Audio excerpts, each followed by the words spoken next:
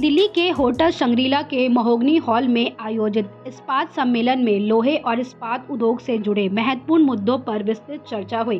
कार्यक्रम की अगुवाई IIFA sustainable steel manufacturers association के अध्यक्ष योगेश मंधानी और महासचिव कमल अग्रवाल ने की। बता दें कि सत्र की शुरुआत हरित इस्पात प्रमाण पत्र वितरण के साथ हुई, जिसे केंद्रीय इस्पात मंत्रालय के संयुक्त सचिव वीके त्रिपाठी, NISST निदेशक परमजीत सिंह और आईफा अध्यक्ष योगेश मंधानी ने संयुक्त रूप से प्रदान किया। इस दौरान कई इस्पात संस्थानों को पर्यावरण अनुकूलन उत्पादन और उत्कृष्ट योगदान के लिए सम्मानित भी किया गया।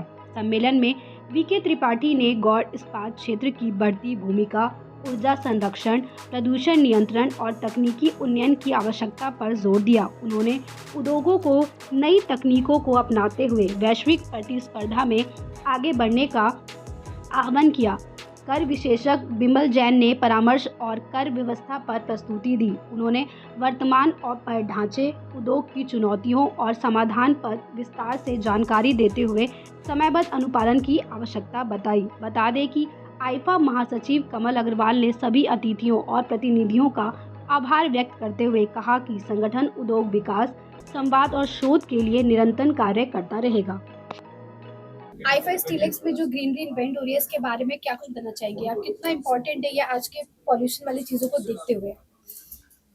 ये तो जो UNFCCC का कन्वेंशन हुआ था, उसमें COP26 में अपने प्राइम मिनिस्टर ने ही एक प्रॉमिस किया था कि हम लोग 2070 तक नेट जीरो हो जाएंगे। तो इसमें डिसाइड ये हुआ था कि हिंदुस्तान, क्योंकि पर कैपिटा उसका एमिशन काफ़ी कम है वर्ल्ड एवरेज से ऑलमोस्ट 1/3, तो हम लोग 2070 तक का एक टाइम लिया गया था कि तब तक नेट जीरो होंगे। उसमें कुछ इंडस्ट्रीज हैं जो जिससे एमिशन काफ़ी ज़्यादा होता है, उसमें स्टील एक है, तो स्टील के लिए बहुत ज़्यादा फोकस है और सेकेंडरी स्टील इसमें काफ़ी काम कर रहा है। तो ये ओवरऑल कंट्री के लिए जो टारगेट है उसको पूरा करने में बहुत ज़्यादा सपोर्ट करेंगे। आईफा का हमने मतलब आईफा स्टीलेक्स पे बहुत ज़्यादा नाम सुना और ये हर समय कुछ ना कुछ करता रहता है स्टील के चीज़ों में, प्रोडक्ट के लिए।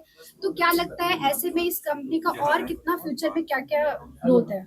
इनको अभी मैंने एक टारगेट दिया है कि जो हम baseline green house gases emission का सर्वे करा रहे हैं, उसमें जो भी छोटे प्रोड्यूसर्स हैं जो अभी अपना ढंग से उसको नहीं अंडरस्टैंड कर रहे हैं, उसको उनको इंटीग्रेट करें, उसमें जिससे वो कोऑपरेट करें और अपना जो रियल डाटा है वो दें, जिससे हमें करेक्ट इनपुट मिलेगा और उस ढंग से हम लोग फिर पॉलिसी फॉर्मुलेशन पे काम करेंगे। सेक्टर है, बहुत इंपॉर्टेंट सेक्टर है।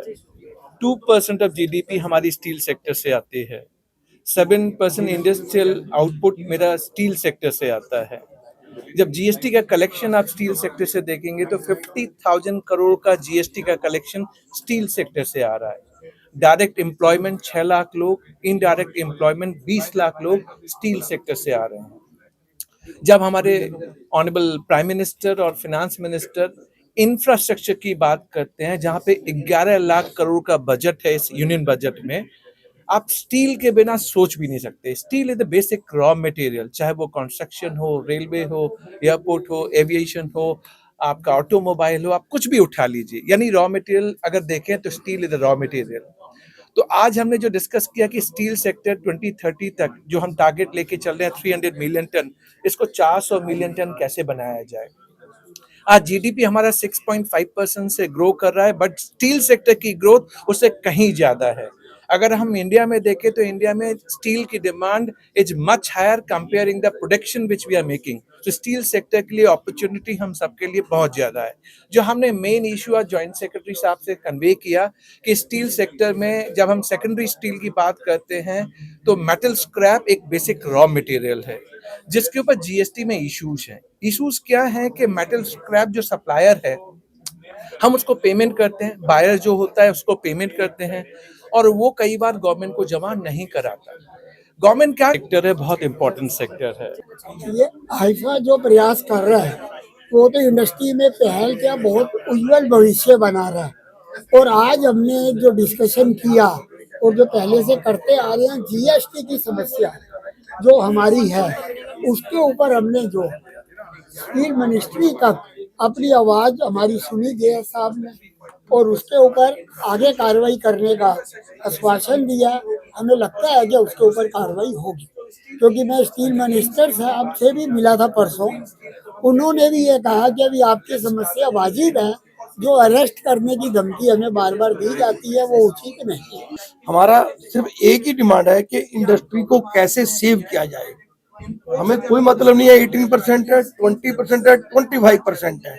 हमारा मतलब ये है कि जो इंडस्ट्री आज हम बायर कर एज ए इनोसेंट बायर हम स्क्रैप परचेज कर रहे हैं, 3 साल में या 4 साल बाद आके डिपार्टमेंट बोलता है कि ये जो आपने परचेज की है इसके ऊपर हमें टैक्स नहीं मिला है, इसलिए आप रिस्पॉन्सिबल हैं।